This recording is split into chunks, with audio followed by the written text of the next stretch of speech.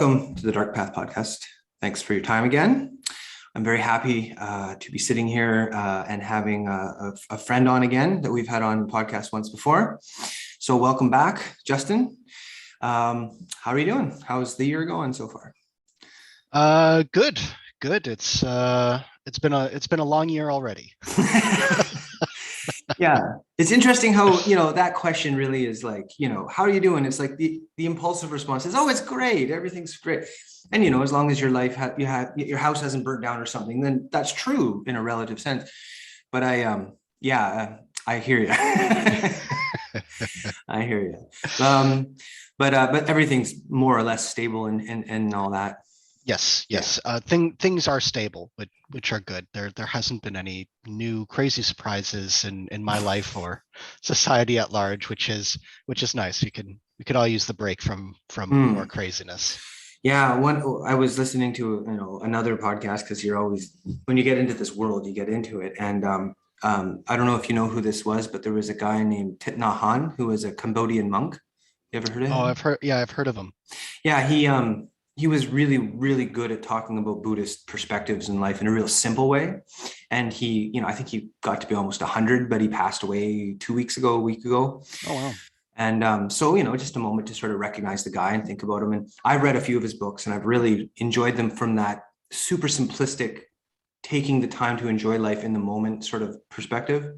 So anyways, that really does help when the storms are brewing around you. If you can notice the beautiful sunlight coming in the window that I have here, or, whatever the situation is, it does help sustain more clarity.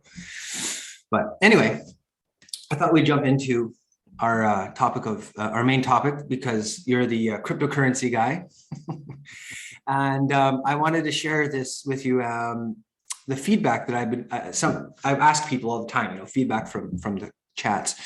And this one came up a number of times. And I think it's a really interesting one, an important one. I don't know how to address it fully, but it was, I don't understand.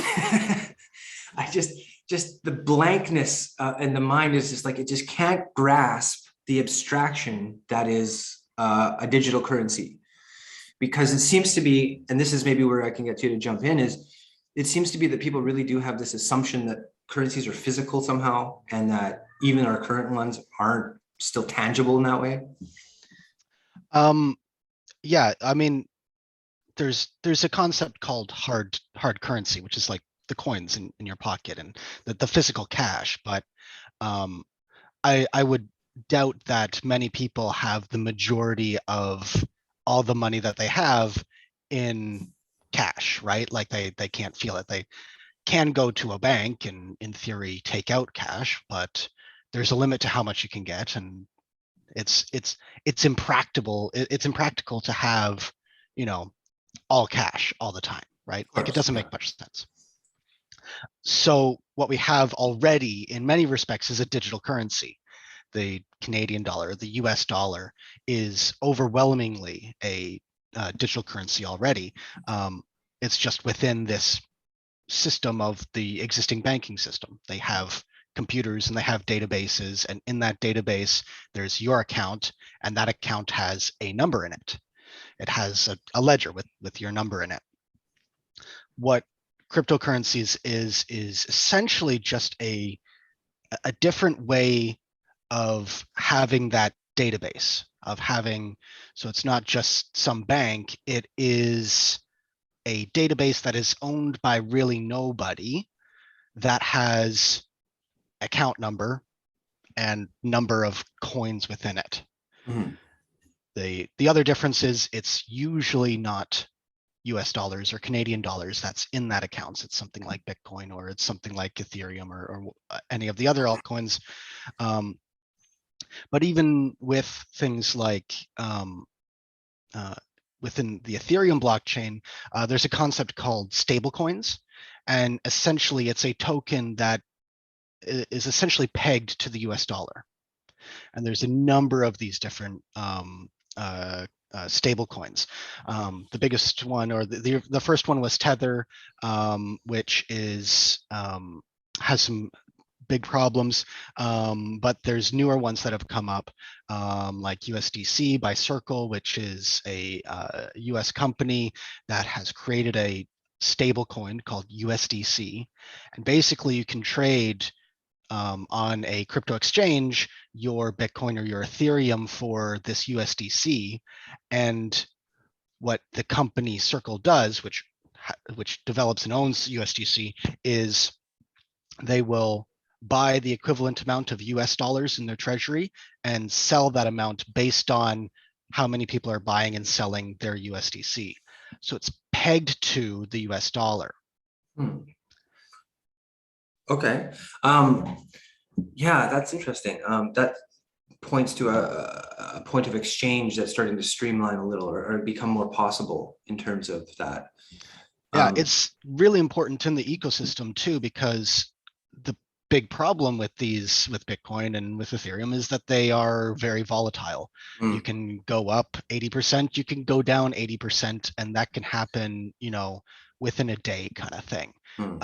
As far as currencies go, that's not great. You don't want your purchasing power to be that volatile. So if it's going down or it's going up, you can move to the more stable currency, which is, the US dollar at this point.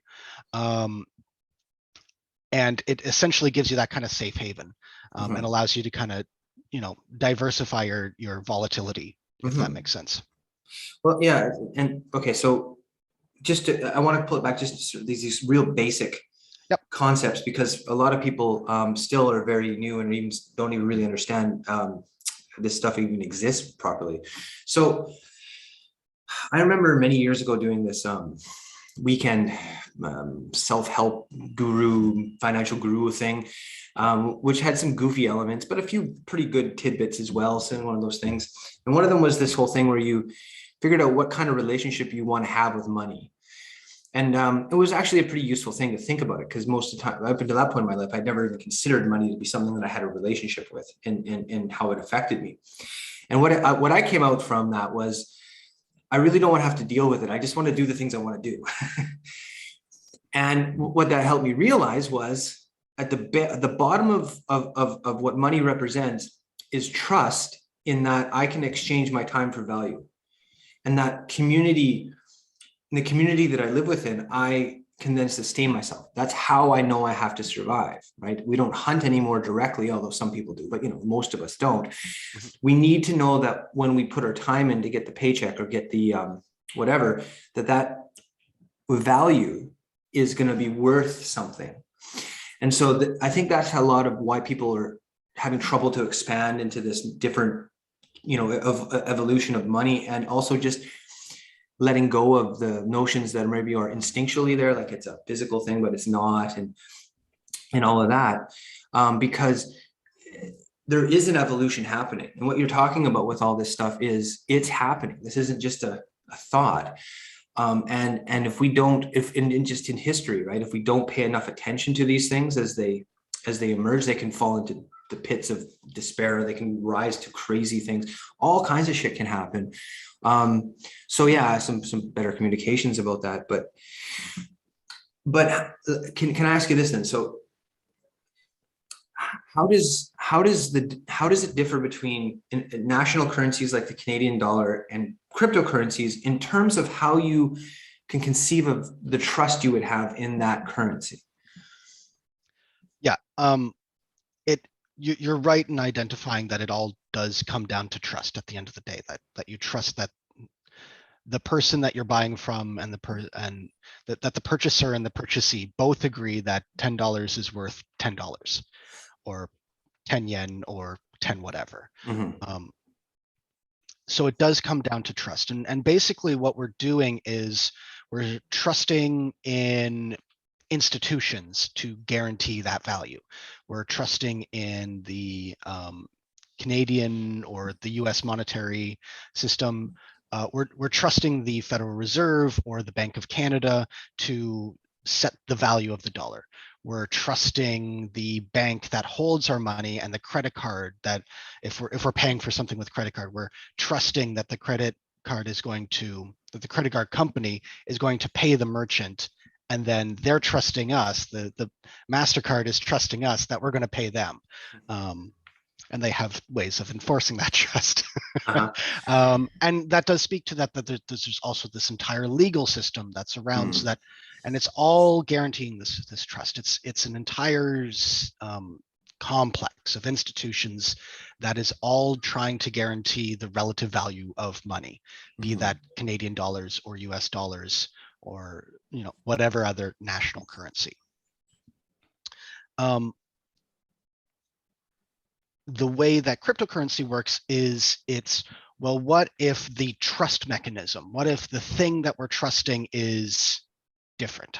We have a different way of guaranteeing that trust, where we can still say, yes, this $10 is worth $10, and I'm going to pay you this $10, and you're going to receive that $10, and it's worth $10. Cryptocurrency allows for a different method of getting that trust. Instead of trusting that there's a bank and they're going to do their thing, and the government and they're going to do their thing, and there's a legal system and they're going to do their thing, what you're trusting in is a clever set of technological solutions that will guarantee that when you pay someone, that they receive it and that it goes from one account to the other account. And it does this through what's called a consensus algorithm. I talked about this a little bit last time, but basically it's a way of distributing the holder. So how do I explain this? At the bank, they have a database, they have your account, they have the number in your account. In a blockchain system and cryptocurrency, what you have is everyone has a copy of that database. So if you're running a Bitcoin node, that node is going to have a copy of everyone's account and all the numbers in those accounts. And it's going to have all the history of all the transactions ever made in the network. And because it's clever technologists, they made it so it's actually quite small, and that even with consumer level hardware, even with like a laptop, you can have the entire history of Bitcoin's transactions. Okay, so right there though, I wouldn't mind just stopping for 1 second. That sounds to me like the equivalency would be like if I went into the bank, I go to Van City, but whatever bank, I would have access to knowing how much money everybody else in that bank has in their accounts. You would be able to see all the accounts, and you would be able to see all the history of all transactions that have been made. Okay, so that sounds concerning in the sense of privacy, right? Yes, it is pseudo-anonymous in the sense of you don't have a name attached to it. It's just an address. It's the account number. Now, if you could have tied that account number to someone, if you could verify that, oh, that guy used that account and that's how it works, then yes, you would be able to actually track their transactions. It is in the open. It is definitely something that is not really explored all that much, how that affects. In some respects, it's really good, like a public company or a charitable organization. You definitely want to see that out in the open. However, for some people, it might not be a great thing, especially if you're someone targeted for harassment or something. Being able to see the transactions would probably be just another vector for harassment that isn't explored all that well. Yeah, and actually, I think this ties into this concept of trust in another way that I think is important here too, or at least seems important, is one of the things about privacy that I think is important to me in my life is that it means that I have to be trusted to make good decisions for myself. Like that, there's no oversight to tell me what to do. You say to the individual, and that's every individual, make the choices. Eat the shit food if you want. Do whatever. And that's important to me. That choice is there. And I was thinking about this in another way because of all those things going on in the world. But if I really trusted the government and I really trusted the officials in various financial worlds, markets or whatever, I think that I'd be more open to what I know is inevitable, where all of this stuff everything that's done online will ultimately be available somehow in some way. Like I know that that's ultimately inevitable. But it's just that I don't feel like there's like we've had generations of governmental control that is pseudo trustworthy at best. And so there's this feeling of being like, I don't know if I like that element of it on the surface. So I think maybe that, yeah, it might be good for that to be communicated more and fleshed out more and understood. There are private coins where basically it makes it so that you can't track the transactions. There's whole blockchains that are developed so that it is private. However, they have been highly targeted by governments because it's very hard to regulate those things. Yeah. And so when you look at the value of those coins, it's one of those. It falls into that classic argument of, well, it should be out in the open unless you have something to hide. Unless Yeah. you've done something wrong, it falls in, and that argument is like for almost there's so many ways in which we fall into that argument for so many different things. Yeah. It's just one of those things. It feels to me like one of the compromises the cryptocurrency industry has made with governments is to kind of shy away from these private coins in order to give it a bit more legitimacy in the eyes of these kind of politicians and regulators. Okay. Well, okay. So if we're talking about Canadian currency, I'm just thinking about this right now. Like this is just coming through my head now. But if you know, basically, I buy most of my stuff with my bank debit card. Like when I go in, right, I just tap the card. There's a record of that transaction, right? Like that exists. Correct. So yeah, that's not like that is totally new. And but let's say for some reason somebody wanted to do something that wasn't you couldn't buy with a debit card. You could take cash. Right. So you can't do that with a cryptocurrency directly. You can't exchange your Bitcoin or percentage of your Bitcoin for direct cash. You can't go to like an ATM. Well, you can go to an ATM. There are Bitcoin ATMs. The trade value isn't all that good. They charge a whole lot of fees. That's a trade thing. Okay. Yeah. But really, I mean, it is a trade because you're going from one currency, if you consider Bitcoin a currency, to another currency, Canadian dollars. So it would be an exchange of currencies in that respect. But if the merchant that you are buying this thing from that doesn't necessarily take a debit card, if they take Bitcoin, then you could send, if they give you a Bitcoin address, you could send them Bitcoin and it would be verified that yes, they got it, and then you would get the goods and services. That's the medium of exchange. That's using it as a currency. A lot of cryptos aren't really used as a method of as a medium of exchange, because you get double taxed because you're basically, when you buy something, it's a taxable event in the sense of, like, from regulators' point of view, it's like you're selling a stock. It's like you're exchanging one Apple stock for whatever you're getting. So you get taxed for trading something, and then usually you get taxed for goods and services tax, like GST or whatever. So it's double taxed in that way. The other thing is currently blockchains are quite slow compared to something like Visa, which is you tap your debit card or your credit card and it's instantly accepted. With a blockchain, it's very much a tap, wait for several confirmations as it propagates throughout the network. And then when there's enough confirmations, then you can trust, yes, this person received it, that person received it. Now, that's minutes. But if you're waiting for your payment to go through buying a coffee, waiting minutes isn't going to be a great thing. Yeah, of course. Well, yeah, okay. So let's say this to the people that are still struggling with the concept that basically everything that human beings do starts in abstraction. So you have to think about what a wheel is before you can make a wheel. It didn't just appear out of nowhere. And so this is a continuation of human evolution. This is us. To me, I should say, I don't want to say that I'm the voice of everything here. I see this as as we've always had to struggle to try to figure out how to make what we would call an economy work for society to function. We need that exchange. We've gone, historically, there's been a lot of experimental stuff going on, and some of it worked, some of it didn't.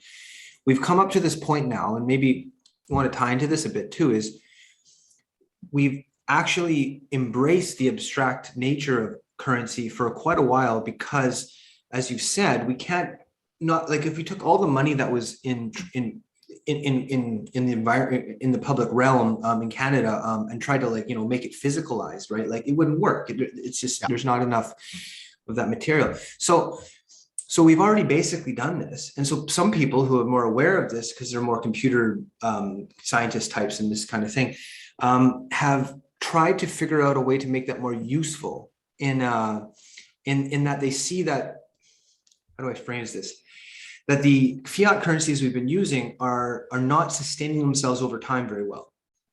And we have inflation issues brewing, and the national debt is the most absurd number you can imagine.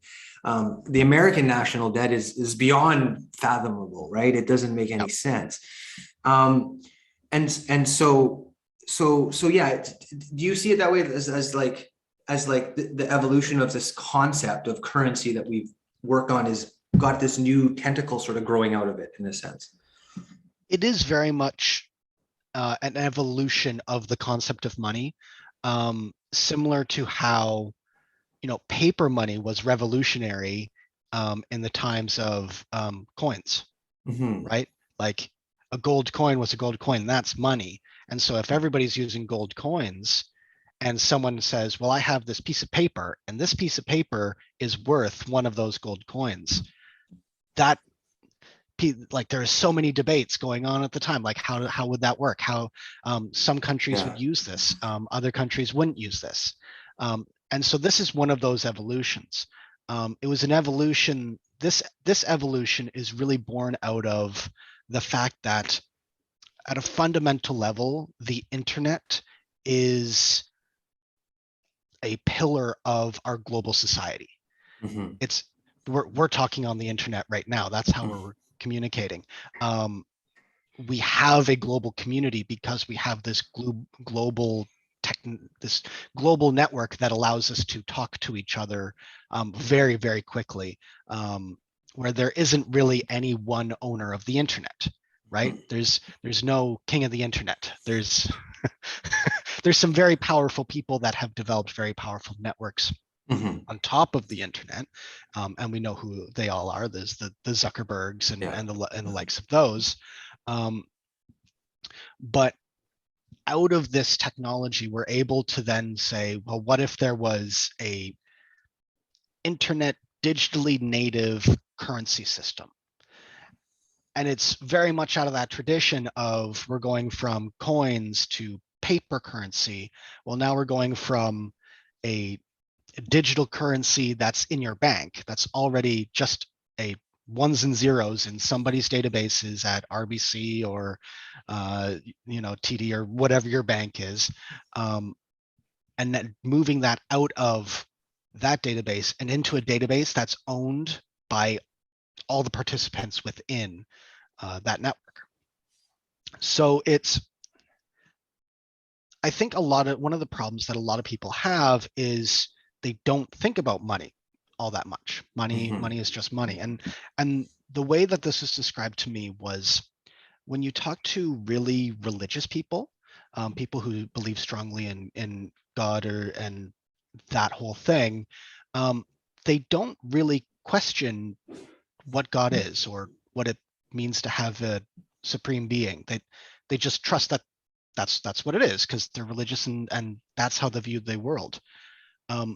When people start losing their religion, in many cases, it's because they start to challenge that abstract notion. They're like, well, what is it really? And how does it work? And logically, how does this fit in a, you start questioning these things. I think for people who they don't get it, it's because they don't really think about money. They've never really had to, and it's just kind of, it's just there. It's the water in which we're swimming. The fish doesn't really consider the water. It's just there all around it all the time. Yeah. So for some of us, a growing amount of people are questioning what money is and what money means. And we're doing that because of some of the issues that you were mentioning, that the monies that we have are weakening. Excellent. There's going to be a garbage truck outside my window. I'm going to close my window. 1 second.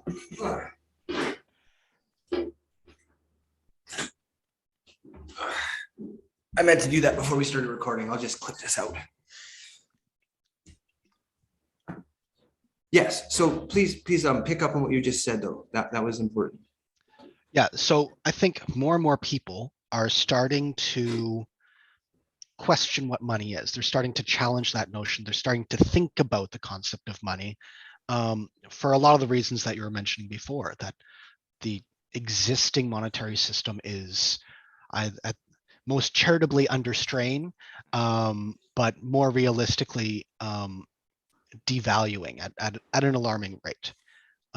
Most people don't know this, but 42% of all the money created in the history of the US dollar was created in the last 2 years. It's a lot of monies. Oh my, that's a big number. I knew it was something like that, but that's a big number. That's a 42%. So like, yeah, that's not sustainable over time. And this is something I've thought about I've been thinking about my sort of political evolution in life a little bit too, because I think like a lot of people, I was more idealistic when I was younger, and then you get a little more, as you get older, you get more sensible. But what really initiated me into just how crazy and impossible to verify the reality of it in terms of politics was, I was 21 years old when 9/11 happened. And that was when I was starting to wake up to politics naturally anyways. And then after that, we had the Iraq war, and we had the weapons of mass destruction lies and all that kind of stuff. And I was just like, oh, it's a big fucking mess. It's just a big, big, ugly mess. And I saw that there was major disconnects happening between groups. And one of the things I'm really concerned about, and that you touched on exactly, is that we have a monetary system that doesn't seem to be working very well in a real, especially a long-term perspective. And we have this new thing kind of emerging that has some really interesting potential. And I would say I could liken this to other elements of the societal situation we're in. Something is emerging, and it's coming up against something that isn't working very well, but is well established. Yeah. And if you take that metaphor and you put it into a single body, what you have is a tumor that's coming out. Now that could be, not a big deal, or that could become metastasized into a cancer because of the way the relationship between what was and what is evolves. And I don't have a lot of faith that the powers that be that have entrenched themselves, that are entrenched right now, are going to just willingly allow a new thing to come in and sort of displace their positions. So maybe do you have thoughts on like how this could evolve positively, and how the checks and balances of it could work so that doesn't lead to catastrophe? Yeah, there's so kind of this concept of how, to boil it down, how nation states are going to interact with cryptocurrency. How does that happen? One good theory I saw on this was nations have 3 ways of interacting with crypto, or with any new technology, really. They can isolate it, they can integrate it, or they can regulate it. In terms of something like China, they've chosen to isolate from it. They've banned it. They've banned on mining. In fact, one of the biggest developments over 2021 was China, for real this time, banned Bitcoin and all cryptocurrencies, including miners, which was before they would ban it, but they would allow these giant mining corporations to kind of continue creating new Bitcoin and then selling it off to the marketplace. They banned those in 2021 as well. So that's a method of isolation. In the US, there's right now a big debate on what that choice is. It seems like there's a lot of pressure to try and regulate it, where they have, here are the rules. Here, this is the definitive rule book, for better or for worse. And I think that would actually be really good for crypto in general, because it gives you a playbook by which crypto companies can kind of develop and do things and interact with the economic system, and it gives the regulators a framework for, you're not doing this, so we're going to punish you, and you're doing this, so we're going to leave you alone, and have a playbook. I think in the short term, that's probably the best thing. The best thing that could happen to crypto in the near term is legitimate regulation, not over onerous, not trying to, tacitly destroy it through over regulation, or not letting some of the bad elements within crypto, because there are bad elements because it's a new thing, and it's unregulated. So you have people that are drawn to unregulated activities to use this thing. Having regulations in place allows us to kind of set the playing field, and allows it to interact with the existing system.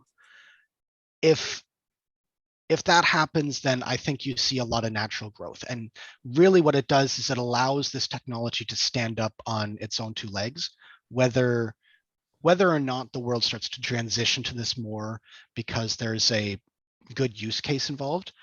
Having it regulated allows us to actually have that conversation honestly. Because right now it's like, well, if we could do this, then it would obviously be better. Well, let's prove that out. That the whole point of a capitalist society is that what's supposed to happen is you have competition, and that gives you essentially survival of the fittest for whatever technology or company that's there. Now, whether or not we live in a capitalist society is a completely other conversation, but we can table that. So in the near term, regulation, I think, is actually a good thing. As time goes on, one of the big problems, or one of the interesting things that we've seen in crypto recently, is just how much money has poured into crypto as an asset class. We went from something like $10,000 per Bitcoin to $60,000 per Bitcoin, back down to $30,000 per Bitcoin. Like, the amount of growth, and this is, I think, at the top of 2020 when this huge scissoring started to happen, has caused a lot of speculation to come in. What's interesting is, you talked about this has a lot of potential, and it does have a lot of potential. But right now, where we are, what is actually capable is quite limited, because it hasn't had the time to develop. It hasn't had the time to really come into its own. There's still big problems with, waiting minutes for that transaction to go through. That's a technological problem that just takes time to fix, and people are fixing it. But that's kind of measured in years. In the meantime, since 2020, where the big bull run really started and has continued on till kind of this day, where we're starting to see the kind of turn into more bearish territory. But what we've seen is a lot of money coming into something that really doesn't have enough to do with it. So what do you get? You get a lot of kind of scammers. You get a lot of, pump-a-mental kind of, hey, I got this great idea, everybody piles in, the kind of classic pump and dump scams. We get a lot of that. I think in the long term, what we need to see is some of that money leave, push the speculators out, and really allow the kind of people that are working on hard problems or interesting problems, allow them to develop the technology so that the next wave can inevitably come. Basically, it needs to develop more, and we need to prove out some of these things. If that doesn't happen, then you get kind of this perverse incentive thing where it's not necessarily the best idea that wins, it's the most profitable idea. And this is actually one of the big problems with the existing monetary system as it regards to equities and stocks. There's a lot of, like, just out and out zombie companies. They have no revenue, they have no business, they just have a huge market cap. They just have a lot of money invested into them, and that momentum keeps them going. That momentum, because the Federal Reserve will create money and then they will use quantitative easing to get it into the banking system. The banks won't lend to consumers, but they will lend to these large companies because it's a safe place to lend, even though they have no revenue, they have no business, they just have a lot of collateral already. So since 2008, that giving money to the banks and the banks giving it to the largest means that we've seen a huge expansion of the amount of money in the world, but it hasn't really done anything but benefit people who have invested in the stock market. They kind of went too far with COVID, though. The lockdowns happened, and they created 42% of all the money that's ever existed. And now they're coming to a point where it's like, oh, right, inflation. Whoops. But I want to just jump back for one second. You said there was 3 ways the government could potentially interact. Yes. So integrate, regulate, or isolate. Integrate, regulate, or isolate. And you think regulation, at least at this point in the process, is best because it'll give guidelines and sort of riverbanks to the dynamic. Yeah. A country like El Salvador, which has made Bitcoin its official currency, or one of its official currencies. Its other official currency is the US dollar. It was a dollarized country, which means it wasn't in control of its own currency. So it couldn't do things like devalue its currency to make it more attractive for exports. It was dollarized, it was pegged to the US dollar. They recently made Bitcoin an official currency. That's a example of integration. They have integrated it into their official processes. That's the absolute best case for something like Bitcoin or these other things, where it allows, it gives you really good use cases. They have to develop a system that you can buy bananas, like 50 cents worth of bananas using Bitcoin really quickly, because they have that official use case. Interesting. For something like the US, I think regulation makes more sense, because the US is what it is and cryptos is what it is. And I think that natural tension, I think regulation gives you here is the method by which we kind of connect each other. Yeah. And that's one of my main thoughts, is like, how is that going to evolve? Is it going to be woven together in a way that's not going to cause chaos? But when you bring up the regulation thing, and it's interesting because like so much of economy and politics and stuff comes down to this idea of trust. Like, do you trust the people controlling these things? And I remember that Simpsons episode, which I'm sure you remember, it was like a long time ago.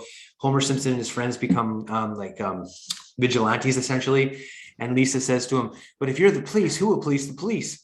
And then he goes, "I don't know, the Coast Guard." And it's like, that's really funny, but that's the question, is like, the regulations have to be done by people that are competent, that understand and have a sense of fairness and aren't playing on sides. And it's hard to trust right now in any of that in a large scale in the world. But just on that, I mean, the US democratic system was set up for just for that problem. Like, you had a separation of powers. You had the judicial system separate from the executive system, separate from the congressional system. These were very separate entities, just so that one set of people wouldn't be able to get all the control. They wouldn't be able to, these people trust that one person can't make all these decisions, right? They set up this system, and it's quite a beautiful system, and it worked for a long time. The problem is, I think that separation of powers is becoming less and less relevant, if not less and less strong, where there are entities that are able to convince each system the judicial system, and like they're able to lobby the Congress, and they're able to pay for the best lawyers, and they're, they have a former chairman in the executive branch, right? Yeah. The the American system was created without knowledge of what a corporation is. Yeah.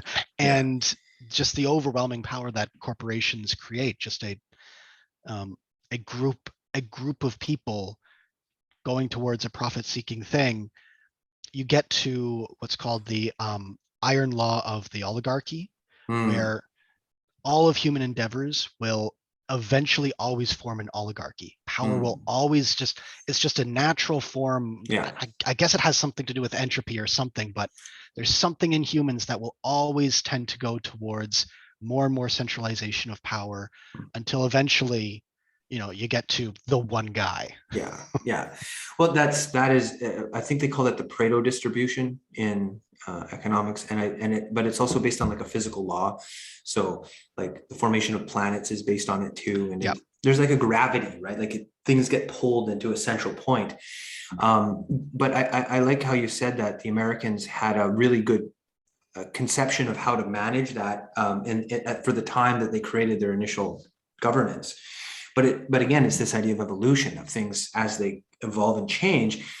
And so I'm a believer in the importance of consistent principles over time.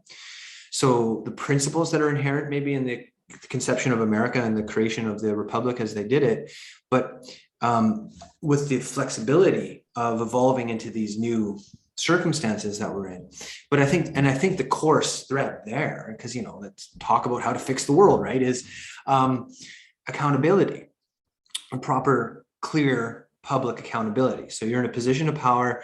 Why did you make that decision? How did you come to the conclusion you came to? And can you show your work? And then the public can say, okay, I agree, or I don't agree, or whatever. But right now, I feel like it's more like, no, you're wrong, right? Like that's what you get the message from. And so that won't work. And so not only is the Pareto distribution a thing where power tends to accumulate in the center, but the other great adage of history is power corrupts, and absolute power corrupts absolutely. And so that is, and I know I'm borrowing a little bit from Jordan Peterson here because he does talk about this a lot, but that's what a civilization is a balance between the good and evil of it, right? The negative and the positive inclinations of humanity, which are always there and will always be there. And so for example, I have a student who, I won't say who they are, but I think you know them. We're talking about the challenge of the new generation coming up and butting up against the old generation, and how that's an ancient problem that's been going on forever. And so there's like mythologies about a king who becomes blind to the problems of the people, and then there's a young prince who comes up, and and so we're just experiencing that same thing, that fundamental, but in a totally novel way because of all the technology that's around this and whatever. And so one of the things I think about positive evolution for humanity is that we have to get comfortable in accepting the abstractions that we are using to make society function. Because when you really, to me anyways, when I really grasp it, I was, oh yeah, this is all just thoughts that we create, that we agree on, that we set up as a thing. Like it doesn't exist in nature. Like there's no ATMs in the tree, right? Like there's that doesn't exist. Is that means it's flexible, and that means that we can make it work for the best outcome we can create, but we have to communicate openly, we have to be honest with each other, and we have to be accountable. And those things just need to be worked on. The thing about all human systems is they have all the positives and flaws of humans, Mm-hmm. because it was humans that create them and humans that participate in them. Mm-hmm. That I think you're absolutely right in terms of things have to evolve, but in one of the things I think about is things that evolve where there are no predators tend to evolve in one way, and things that evolve in a place where there are predators tend to evolve in another way. And I think actually, for to look at it, the things that evolve where there's predators end up becoming stronger and faster over time than those that don't have those pressures. Yeah. I think that the global problems that we have, this is really, 20 years into kind of a really globalized society, maybe more than that. But a really globalized society, there's a lot of pressures that are there. There's the systems that have been working for decades are starting to really come under enough strain to kind of start falling over in some places. You're seeing collapses in some places, but you're also seeing the new things coming up in other places. Um, and this is how the forest gets made and renewed every year. One tree falls over, new plants spring up. There, it's all just striving for whatever light they can find. I think all these human systems that we have, they're coming under pressure, but I think even if there's predators, if they can survive, then they'll get stronger, they'll get better, they'll become more useful over time, just like we will. Yeah, I like that analogy because I've always been a fan of learning from nature, looking at nature and seeing what the lessons are there. And yeah, that relationship, Farley Mowat, that was the guy. I read his book when I was like a teenager, and it's Never Cry Wolf. And it's the story of him going up north to study the wolves and having this conception of them as these horrible, mean creatures. And then like working with the natives up there and the indigenous people up there and learning about the wolves from this whole different perspective. And learning that actually they're really cooperative and brilliant. So anyways, it's the same idea in that sense of the perception. I'm sorry, I want to go back to something. Something came up in my mind and I lost it. Shit, what was that? I got caught up thinking about, predator and prey. That's what it was. Yes. Okay, so predator and prey. Yeah, so there's this scene in that book. That's what I was getting to. Okay, so there's a scene in that book, and he's sitting on this hill and he's looking at a herd of caribou. And he's with this indigenous guy who's like his guide. And the wolves are kind of out on the outskirts of the herd. And they're kind of like running in at the herd a little bit and then backing off. And then the herd will like run over there and then run over there. And then the indigenous guy says, you know what they're doing? The wolves are checking to see if the herd's strong. Because if there's an animal that gets left behind, it's not strong enough to run, that's the one they're going to take. And it just was like that. It's not just competition, there's cooperation in this weird dynamic that nature has created here. Now, I don't think, coming back to our topic of discussion, that it's possible for the large scale rooted powers that be to evolve without dynamics of conflict, dynamics of tension, dynamics of something. They're not going to just move out of the way. And so if you want to be good at being a prey animal, you develop behaviors that are good at perceiving the traps that are being set and avoiding them. So I don't know what they are in this case, though, exactly. I suppose it could be like overregulation, like you said, is one thing, maybe potentially. Or the governments could just sort of deny that this should exist at all and say it's banned, like they did in China. Well, in terms of the actual dangers to the prey, inflation is one of those dangers.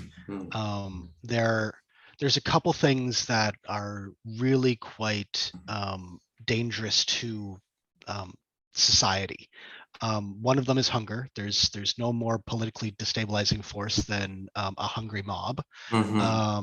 Another is inflation, where because so many people get left behind, where the $10 you have today, that whole system of trust that we were discussing, where I give you $10 and this thing is worth $10.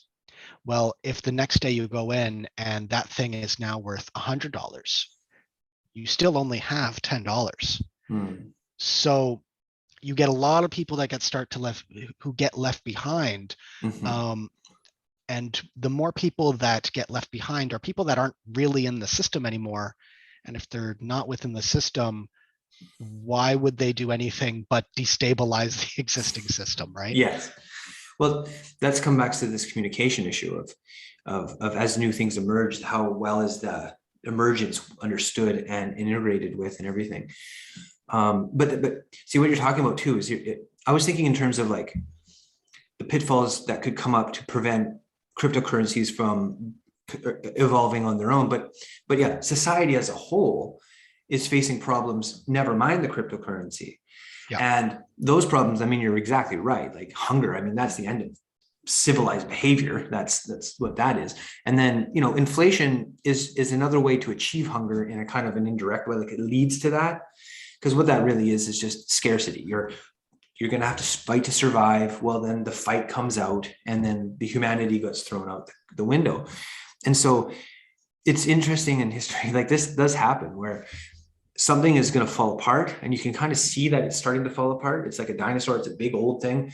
And something new is emerging. And as one falls and the other one rises, there's this unknown period of like, whether is this going to, you know, is this going to work or not? And I think we're there in a lot of ways with that. I think it's early for cryptocurrency specifically, but I think the dinosaur is falling in many respects. Mm-hmm. And we kind of have the elements for a bit of a perfect storm in many respects, where you have inflation, you have rising energy prices, so the cost of oil, which directly impacts the price of food because we have such energy intense farming practices. Like that's a whole other podcast on how stupid that system is, when there's so many better systems that we could be using. Yeah. But on top of that, you also have climate change, which increases the extreme events in which crops will fail. So more floods, more droughts, more extreme weather means less stable crops, which means that on top of high gas prices, that on top of inflation, the cost of food could very well start to increase dramatically in the next few years, just as this kind of perfect storm is happening. Mm-hmm. Now, I think some countries are going to be able to better handle that than others, basically based on how much real wealth they have. Mm-hmm. Yeah, yeah, but that's what I'm thinking is like all these things are coming together to create a position where there's going to be a forced choice for society. Like you're not just going to be able to like sort of put it off and put it off and put it off. Eventually we're going to have to do something. Um, and I don't know if you're aware of this guy, and I'm not that aware of him. I think his name is Michael Schellenberger. And he's trying to get to be a voice in the issues with what to do about the climate change issue and the global economy, like the big scale issues.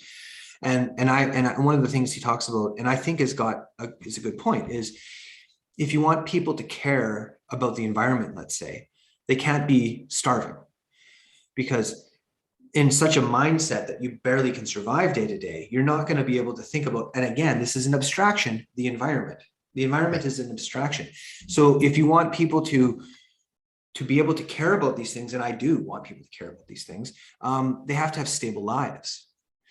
And so that focus that's so important to me. It's like, we can't have a good conversation if you're freaking out, right? Like we Yeah.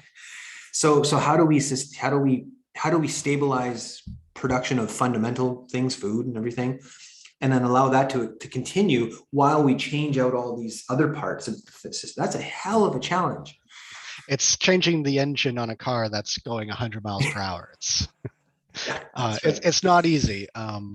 No, but no. it's kind of required. And then again, these systems aren't so much a car as they are a living being, and living beings have cells dying and being created all the time.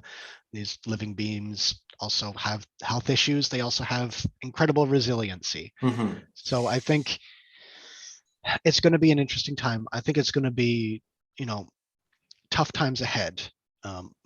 The likelihood of tough times ahead is greater than the likelihood of achieving whatever utopian dreams we've been looking for since the beginning of human society. Yeah, but just keep grinding away, I guess. Well, so I don't I won't go to the point where I'm like, oh, it's going to become like Mad Max world. I don't feel that's true. I know that's a possibility. But the utopian thing, like, no, of course not. That's not but those are extremes, right? Somewhere in the Yeah. middle, somewhere in the middle. I'm pretty grateful that I am in Canada, in the sense that Canada does produce a lot of food, or can produce a lot of food, does have a lot of natural resources. If we could just get that to be more useful to us directly, you know, and all that.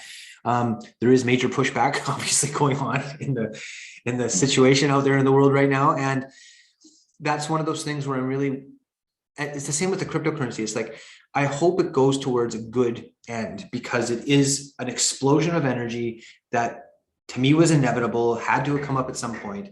And just like somebody, like, you know, flailing their arms around, they could smash into the wall, or it could smooth itself out and make a nice, I don't know if that's a good analogy, but you know, like all this energy is going to go somewhere, is my point. You can't deny the energy's existence. Corralling it into a good place would be better than not. But I want to bring up one more thing, totally kind of out of left field, and then maybe we can sort of look at wrapping it up a bit. But and this was a request from somebody who had listened to the podcast, who was interested in your thoughts on this, because you're the expert here on this. Is these NFTs, sorry, Yeah. NFTs. I'm barely aware of them. Do you have a good understanding of them? Yes. NFTs it's an acronym for non-fungible token, where something like Bitcoin is fungible in the sense that one Bitcoin can be replaced by another Bitcoin and it's still just one Bitcoin. Non-fungible tokens are there's scarcity in them, where one NFT is not the same as another NFT, much like one baseball card isn't the same as another baseball card, even if they're the same baseball card. There's differences in wear and tear. Maybe this one is signed. Maybe that one, was, has nostalgic value from when you got it as a kid, kind of thing. So there is that sense of digital scarcity. NFTs have, again, it's one of those things that has a lot of potential, but it's also one of those things where it really came to the fore, as part of this huge bull run from 2020, where there's so much more money pouring into the space, where basically people created these and still are creating these NFT projects where, it's essentially a digital picture, like a little piece of art that has some kind of generative aspects, where it's like, maybe the ears will be different on this NFT, maybe the mouth will be different on NFT. There's generative aspects to each piece of art, and there's a limited number, like 10,000 of these digital art pieces. And so if you have that, well, then you have it on the blockchain, so it can be bought and sold for real monies, or at least Ethereum, or some of these other, I don't know if you call it cryptocurrencies real money or not, but you can trade the value that these NFT projects have. So they will go on a platform and they'll sell these 10,000 NFTs. People buy them, and if enough people buy them, it drives the price way up. So you can actually turn it into a way to make money, in theory. Okay, so because I'm really new at this one, I understand the idea of digital art, and I understand the idea of like multiple like prints of the art where there's variation, and that's simple. But what's the relationship then to these NFTs and cryptocurrency? Did they evolve out of the cryptocurrency ecosystem somehow? Yeah, it's a type of token. So if you consider Bitcoin or Ethereum, that's the token. Oh. You can create a new kind of token, and you can actually write rules for, there's only 10,000 of this token, and it has these properties. You can actually, it's in many respects kind of programmable money. And really, what they're called is smart contracts. They're not exactly all that smart, but they do allow you to write rules for how this token is interacted with. So you could create a, you could create a token that has only one of them, or there's only one Bitcoin, and you can't actually divide that into smaller pieces. It's just that one is the one, and you can write rules where if it gets sent to someone else, you get a cut of the profit, or you can write all these rules and all these properties from it.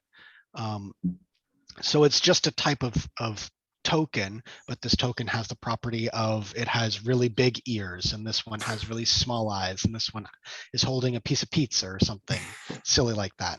Okay. So that's really interesting, because now in my mind, it sounds like it's like taking the idea that currency is an abstraction that and just running with it, like taking that idea as far as you can go.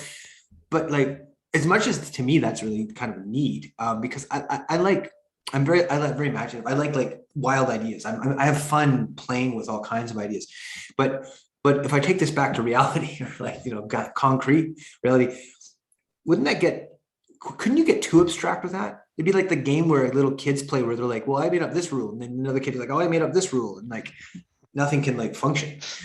Um, a little bit. One of the things that prevents too much of that is happening is every time you're interacting with the blockchain, every time you're interacting with this resource, you have to spend a little bit of money to do so.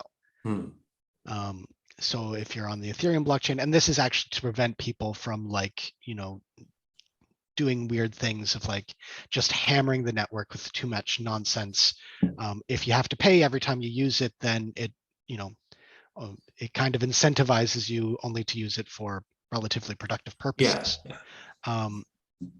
In terms of running wild with it, that is kind of what cryptocurrency is doing right now. That it's taking some of these ideas and running with it, and it's just throwing stuff on the wall. One of the things that got thrown on the wall was, well, what if we made pictures of these little cute cartoon ape characters and started selling them on a platform?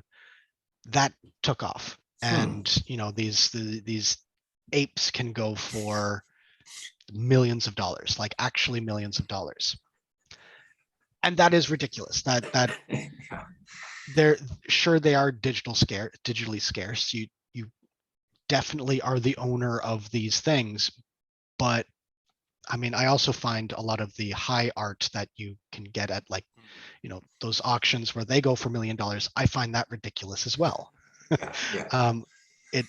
It is very much speculatively driven. It's Yeah. more the price and the community and the signaling that you can afford these things. All of that is fine. But I think in terms of being able to take something like money and write the rules of money into it, and be able to anyone design a contract, and that contract is part of the money on a very integral level, that's super interesting to me. Yeah. Expensive pictures of apes, not so much. So again, it's that there's a lot of potential in this, but I'm not super interested in NFTs as they are expressed right now. The things that are super successful, and I've done things like mint an NFT. One of the songs that I made, I actually had turned it into an NFT, and I have it on the marketplace. And so far, nobody has wanted to pay me $2,000 for my song. So your mileage may vary. And there are a lot of scams involved with this specific space, because there's more money than sense right now. Yeah. But I agree with you. This is really interesting. I didn't understand it basically at all until this conversation right now. Now I'm like, oh, holy cow. But I think you hit the nail on the head there too, about this idea of like the fun abstract creation of whatever you want it to be, versus the fact that money has to be contained within an exchange dynamic that is fair to everybody, and you can't just go off on your own completely. But that's still really an interesting place, because it's the most abstract concept of currency I've ever heard. Yes. It's wild. And you know what? I was just thinking, what we were talking, I was thinking, I wonder if you could make a song into an NFT, because if you can do it with visual art, why not with an audio sample, right? Like, so you're saying that that's totally possible. Yes. Now you can also, right click on that piece of picture and say save to file, and now you have it. And that is one of the kind of the big criticisms is digital assets on the internet are, easy to replicate in some cases, like especially like a picture you see on the internet, anyone can save a picture on the internet. Yeah. But if it's, say, the the Ableton file for the song that you made, well, that's a bit different. Or this kind of, a piece of one of the tracks that you use that you can, there are interesting things that could come out of it. Yeah. There's two problems. One, in order to interact with these smart contracts, at least on Ethereum, which is the biggest smart contract blockchain, it's like $100 for any of these transactions, which makes sense that these are $1 million pieces of art that are being traded, because that $100 fee isn't going to be really, who cares? When you're trading millions of dollars. But less valuable things, it's much harder to have that value proposition because it's so expensive, because there's so many people using this blockchain, and basically the blockchain is overloaded, and so it has to have these super high fees in order to, keep the processing within its limits. Okay, well, that makes sense.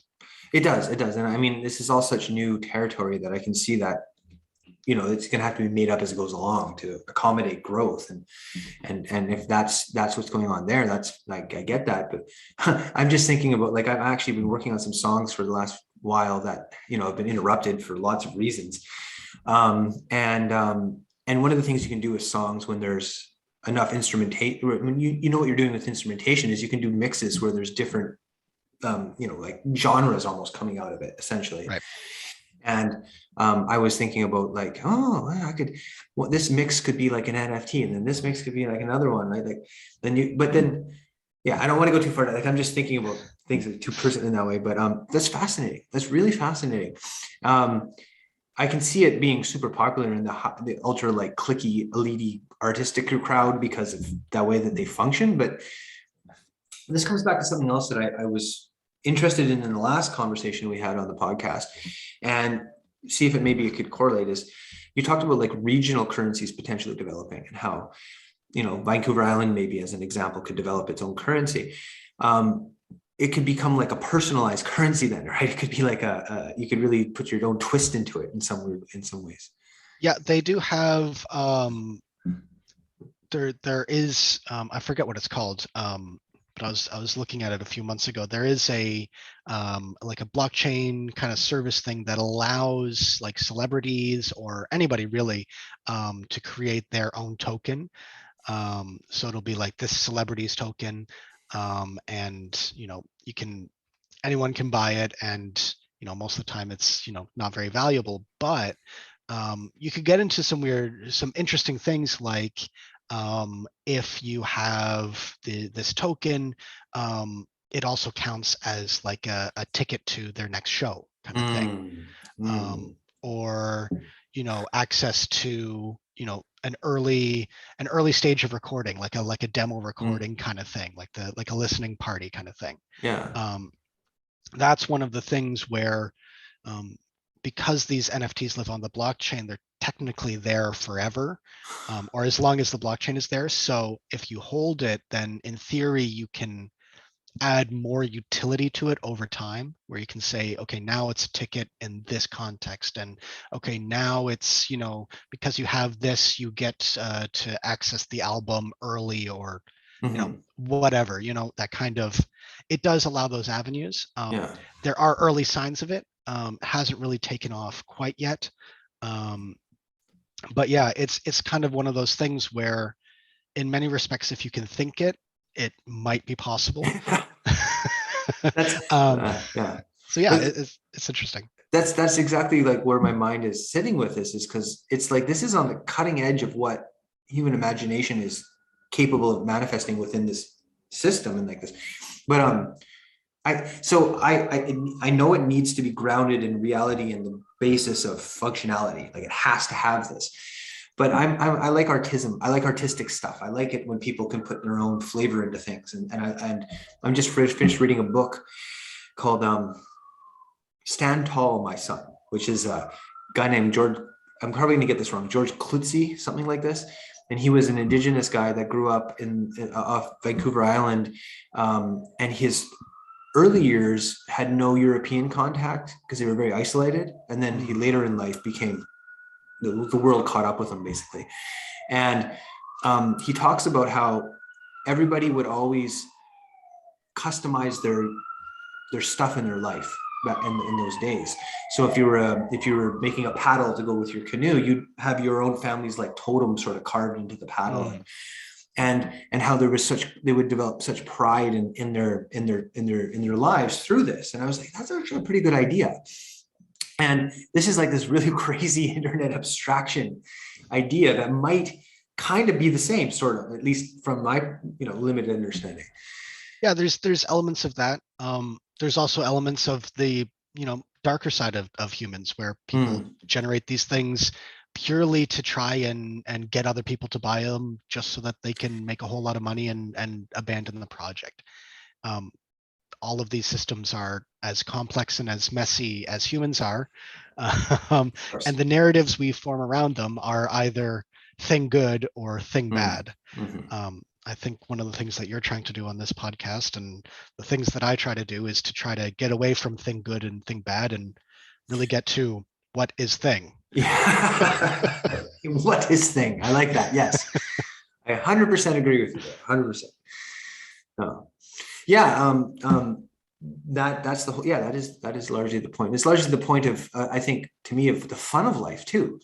Because if I already know what everything is, then what's the fun of going and living? I want to go find out. I want to go and experience to know in that sense. And if you're going around and saying everything new is bad, then you're never going to have a nice surprise in life. And if you go around saying everything is good, well, you're going to get burned, and you're going to learn all about the predator and prey dynamics. So that's the messy beauty of humanity. And yeah, it is. So I think we do live in a world.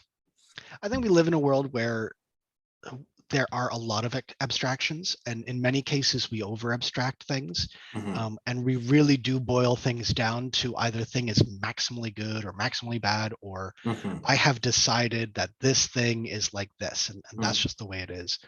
And I think life gets a lot more interesting if you can kind of peel back those narratives, kind of peel back the abstraction, and kind of get that through line to what is the real world, what is actually going on underneath. And that to me, that's like the how do I put it, that's like the intellectual focus goes to a place that's more open, like, so you're open to things. But then I think that something at least potentially can happen there, which I think is, to me, is important, which is a sense that it's hard not to describe in spiritual terms, but a sense of awe and wonder in the world that you live in. So if I know what everything is in the world, or I've determined what category everything is, and there's no wonder left, then it's like you're not going to enjoy the beauty of the sunset, because you're going to assume that it's kind of like within this frame you've already understood, instead of seeing the nuance in it. And that's that got to throw another shout out to Thich Nhat Hanh, the Cambodian monk, because that was one of his big messages, and that really hit me when I read his books. Is he was talking about every single tree, I think it was what it was, is different. If you really take the time to look at it, no two trees are the same. That's pretty incredible, actually, considering how many trees there are. And that's available to you all the time, every moment of every day. You can just pull back and be like, holy, this is amazing. And so, yeah, that balancing that, as you said, with the fact that human nature has these ugly sides that are going to be there and going to take advantage of these things. And if we can be open enough to see the whole picture, and then still aim ourselves towards a positive end result, because I think that's important too. You have to think, I want to be somewhere good. I don't want it to just randomly go in any direction. Then, yeah, who knows what could come out of this? Because I didn't think that, a month ago, what has happened in the last month was going to happen. Like, you just don't know what's going to happen. And so yeah, let's jump into sort of bring this to an end point. Is if the principles are always for the best for the humanity and from the most honest perspective that we can have, allowing for the new growth to come in where it needs to, and the accountability to come in the old, and all these things, then I think we could push forward to a better world. I like to think that that's a possibility. I think, and hopefully with these kinds of conversations, and many other people having them, hopefully, we can actually, sort of get going in that way. So, yeah. Anything else you want to throw in for the moment? Just one thought I had when you're talking about how every tree is unique. We always say don't miss the forest for the trees, but I think it's just as important to not miss the trees for the forest. Well, that's the balance, right? The balance. Exactly. It's always that. And it's always been that too. I mean, that's an interesting part of life, is we have new technologies and we have new capabilities because of that, but we're still the same creature that we were 2,000 years ago. So absolutely. Yeah. But I mean, as always, there's always these things where in my mind where I have these great conversations. I could go this way and that way forever. But I think we did a good job of getting through the base of what we're trying to keep the conversation about. Your insights are welcome and appreciated, Justin. Thank you for joining us. Thank you for having me. It's always a pleasure. No, that's the nice thing about these things, is it goes two ways. Do you want to throw out your newsletter? Yeah, so I have a website. It's well, basically it's a blog at this point, jerkytreats.dev. I'm writing once a month, just kind of whatever pops in my head. Most of it is about crypto, although some of it is about macroeconomics and kind of the monetary system at large, and kind of what it means. What is this abstraction of money, and how is it changing, and how is it evolving? It's so if you like this conversation, you want more, it's all at jerkytreats.dev. Awesome. Well, yeah, thanks again, and we'll have you again on in the future. Perfect. All right. Thanks, Lucas. Take care. Bye.